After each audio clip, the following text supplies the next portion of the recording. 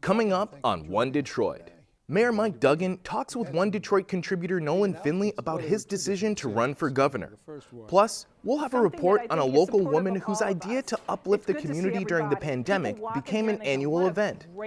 And PBS commentator David Brooks discusses his New York Times best-selling book focusing on human connection. It's all coming up next on One Detroit.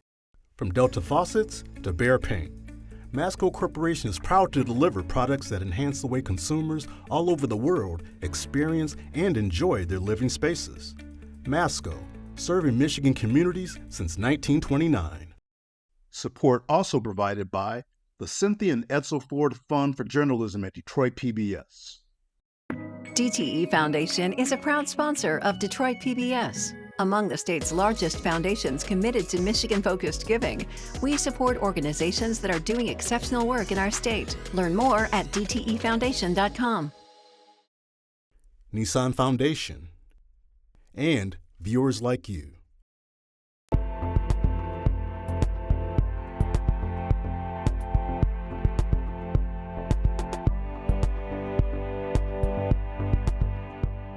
Just ahead on One Detroit, a story about the woman behind the creation of the annual Ypsilanti Artisan Holiday Market. Plus, best-selling author David Brooks talks with One Detroit contributor Zoe Clark about his latest book, How to Know a Person. But first up, Detroit Mayor Mike Duggan recently announced his plans to run for Michigan governor in 2026.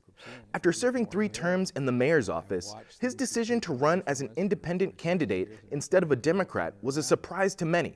But the mayor feels people are fed up with partisan politics. One Detroit contributor Nolan Finley from the Detroit News sat down with Mayor Duggan to discuss his next political move.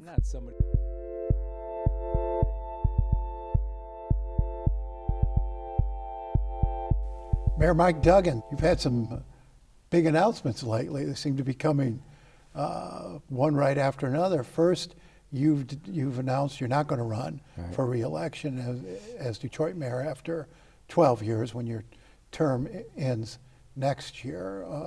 Why did you decide to leave that job and make a run for governor?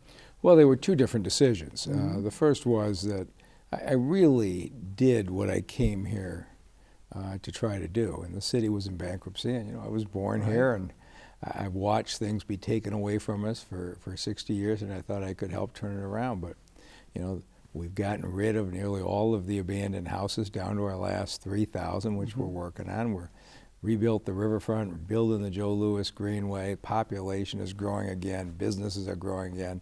And so we certainly have our challenges, but I feel like what I wanted to do and the tone of attacking the problems by working together, I felt like it had taken root and it was going to be just fine. So you're going to leave this job and try to move into the governor's office in Lansing. What's appealing about that job to you after all these years as mayor? It's back to the same thing. I'm not somebody who wants to sit in an office and have a title, but you look at what's happening in Michigan, and we got to stop closing our eyes. I mean, the economy, this country is being built on the east and the west coast and somewhat in the south, and Michigan leads all of America, and young people under 30 leaving the state. And that's not just recent. That's been going on for a long time. Our children, 60% of them don't read at the 4th grade level. That's not new. That's been declining for 20 years. And for all of the every 2-year Republican Democratic fights, nobody is talking about what we have to do to change the direction of the state. And I thought, maybe the kind of politics that we built in Detroit of people working together, maybe the state could benefit from it as well.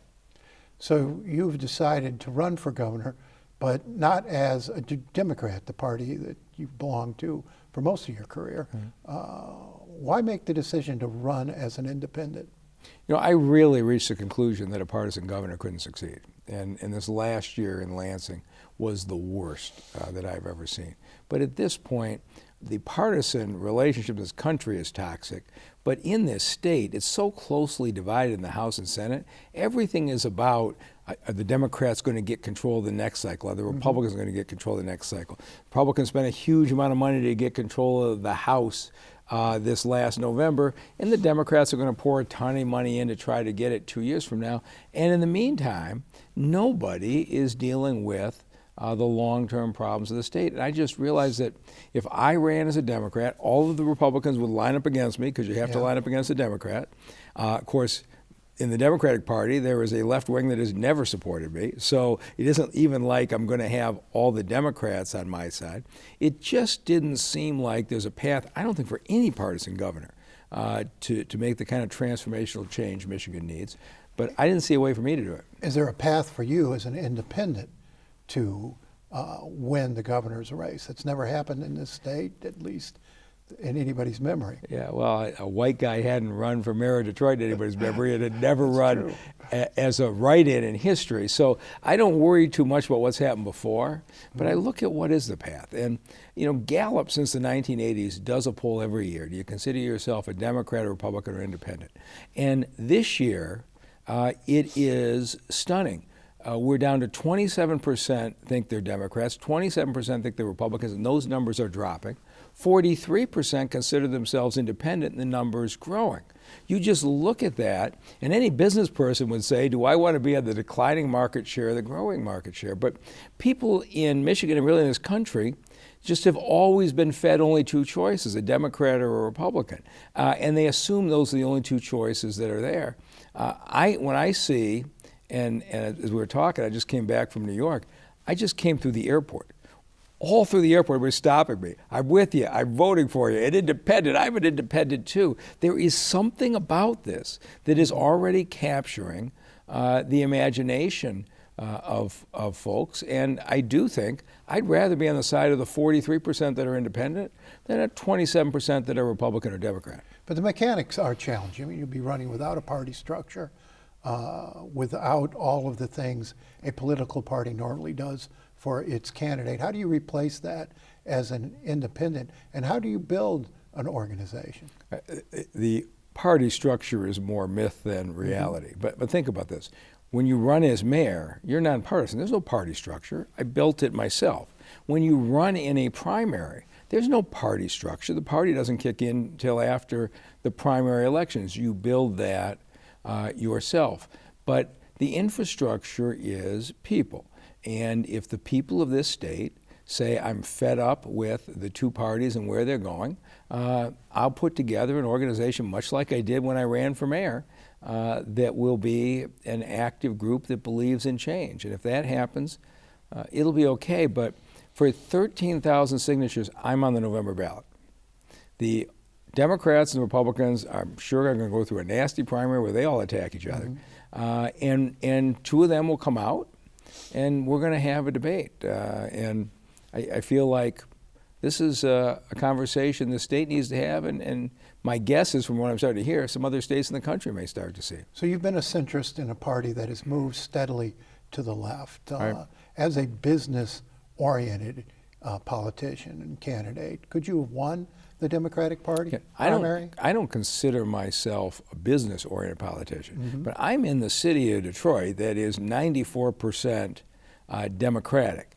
And so people in the city realize that if we're going to have good jobs for our residents, we've got to have businesses who want to invest here. It's got to be a good climate. And I say to the businesses, I'm going to help you land here, but you've got to give Detroiters preference in getting in and support training and career path. That's been a bargain that we have made that has dropped us to the lowest unemployment rate in 30 years. But I don't consider that centrist. I consider that results-oriented, and I think the great majority of Detroiters think so too. So you've got 2 years to convince Michigan that you're the guy who can fix this thing. What is your message? What is your plan over these next 2 years as a candidate for governor? So when I started running for mayor, I didn't start out going into people's living rooms saying, I have all the answers, I'm here to help you. I went into living rooms and I sat and I listened carefully to their people's hopes and dreams and the obstacles they were running up against. And a lot of what's developed in the city, the Department of Neighborhoods, Motor City Match, many of the strategies came out of those conversations. And I am going to start now going to every corner of this state. I'm not going to go up and sit with farmers and tell them I have the answers, but I am going to sit there until I know the answers. I'm going to sit with school teachers and say, how is it that 42 states have figured out how to teach third graders to read better than us? I don't know what the answer is, but I know those teachers know the answer. And I'll be in a position where I'm going to listen, I'm going to learn, and I'll present a plan that the public can judge for themselves whether it makes sense. Have you thought out the formula, how many Republicans you're going to have to win over, how many Democrats you're going to have to keep? My goal is 20% from each side and win with 40% of the vote. Okay. So you've got still a year left as mayor, so you're not going to be spending all your time on the campaign trail. Right. What's left to do here over the next years? What are your priorities? Yeah, so we're on a 10 straight balanced budget. The finances are in good shape. I'm really glad that Ralph Wilson Park's going to be built out. It'll be a big part of completing the riverfront.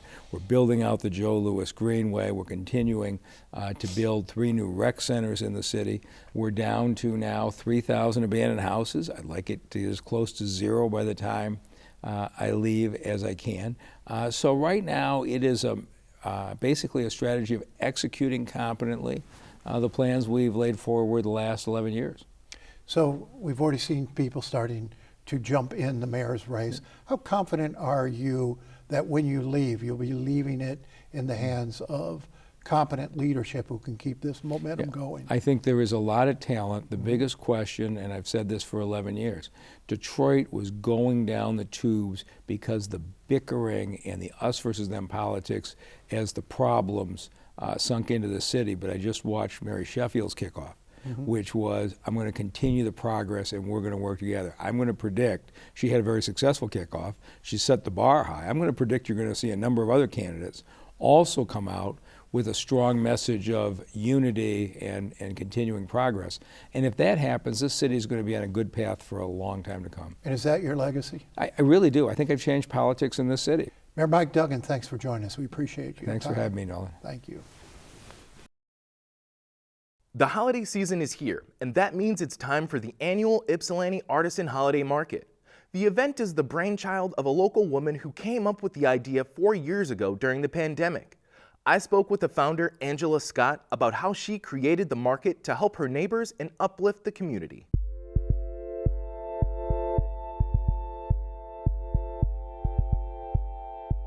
As the end of the year approaches, the holidays are in full swing, and this season, Americans are expected to spend a record amount of money, with the National Retail Federation predicting an average of $902 per person, much of that on gifts. While the NRF says 57% of shoppers will purchase online, this Future of Work holiday segment will step into a freight house. Not to crunch numbers, but to hear how the Ypsilanti Artisan Holiday Market went from one woman's idea to help her neighbors during the pandemic to an annual community holiday destination. This is the market organizer, Angela Scott. It was the fall of 2021. We were still in COVID, obviously, and I was out walking my dog in the neighborhood and I bumped into a neighbor. She was having some economic troubles. All of the craft shows that she did to supplement her retirement income had been canceled, and she was kind of hurting, and bumped into another neighbor. She wasn't even looking forward to Christmas. She was tired of buying online, she was tired of the atmosphere, and I just thought, I wonder if we can do a European-style holiday market. I thought, out in the park, we'll have some tents, it'll just be something. And I talked to the city, and they gave me the use of this venue because all of their events were canceled too. I thought, this is going to be a one and done. We're going to get through COVID, we're never going to do this again. My husband said, you're going to have a second job. I'm like, no, it's a one and done. And here we are on our 4th year, and it's become an annual event. The market is free to attend and hosts 40+ independent vendors. When we put out the call for vendors, we don't charge for the table. You have to live in the city or you have to live in the township, and that's our requirement. We try to cram as many people in here as possible so that we can highlight the city, because we have this incredibly vibrant community. And it's not just the craft community, it's the brick and mortar stores, it's the restaurants, it's the vibe. To catch the vibe, we spoke to a few vendors. The business name is Donum Ex Machina. It's Latin for gift from the machine. I 3D print all kinds of fun stuff, animals, dragons, My fidgets are one of my biggest things. I went with the fidgets because, having been diagnosed with ADHD 30 plus years ago, these are things I wish I had growing up. So being able to be in a place without all the overhead of a physical location, and just having a constant stream of people during the thing is super helpful. I mainly do crochet and beaded accessories and home decor. I kind of just started getting into making plushies. I just love being out in the community, seeing people's faces, being able to talk to customers face to face, and making connections with different people. Not only people who are customers buying goods, but also other vendors. Representing one of the nonprofits that participate in the market is Mubarak Tawalda of the Jewish Family Services of Washtenaw County. One of the programs that I work for is MED program, Micro Enterprise Development, and that's where we help refugee entrepreneurs start their own business, help them with financial access, financial literacy classes, and so many other marketing and other trainings. Jacqueline Amani is a refugee in the program. I make the aprons, the mittens, the baskets. From my background, back in Africa, we used to have such programs by United Nations High Commissioner for Refugees. They trained us, like me personally, in most of these products. I do them, and when I came here, I got into this program. Yeah, it has helped me to make some money. Diane Johnson's Quirky Cat Designs was born out of the pandemic, just like the market. I make everything from diaper bags to backpacks, tote bags, laptop cases. I am a vegan, cruelty-free designer. I have gone from not knowing how to sew anything but face masks to selling to people all over the world. When you finally get out here and meet people and get to show off what you spent the year making, and people appreciate it, to me, that's what makes this market special. As the market progresses through its 4th year, Angela reflects on what her idea and labor of love has become. It has been, I think, something that we all look forward to, but it's also something that I think is supportive of all of us. It's good to see everybody. When people walk in here and they go, what a great building, what a great event, that makes my day. Best-selling author, New York Times columnist, and PBS NewsHour commentator David Brooks was in Detroit recently to talk about his new book. It's titled How to Know a Person, The Art of Seeing Others Deeply and Being Deeply Seen. Brooks sat down for a wide-ranging conversation with One Detroit contributor Zoe Clark of Michigan Public about creating true human connections, elevating communities, and looking for happiness.